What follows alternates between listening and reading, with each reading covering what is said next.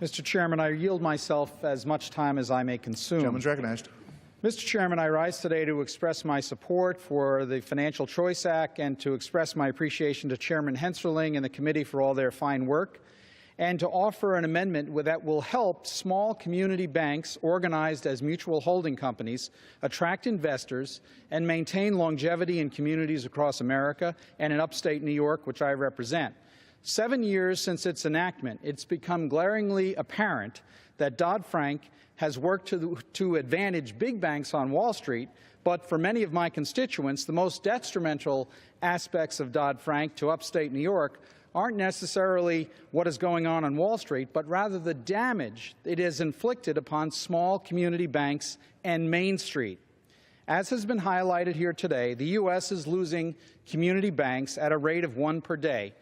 These disappearing institutions are neighborhood banks that are willing to make loans to families for mortgages or home equity, to small businesses to cover payroll and investment, investing in our communities, sponsoring our kids' baseball teams, and understanding the core principles of the communities that they serve.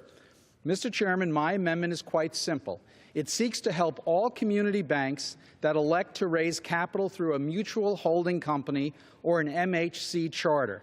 Dodd-Frank and the implementing Federal Reserve regulations came down hard on these mutual holding companies, putting onerous, expensive regulations on these mutual holding companies just for them to waive the receipts of dividends, a practice which was common pre-Dodd-Frank, and it worked very well. In New York State, banks such as the Bank of Greene County, North Bank, Lakeshore Savings Bank, and many others throughout the Empire State and throughout the country have been burdened by Dodd-Frank's nonsensical dividend waiver rules. My amendment cuts the red tape, restores the dividend waiver process to what it was prior to Dodd-Frank, and frees up capital to be reinvested in our communities. I ask my colleagues to support my amendment, and I reserve the balance of my time.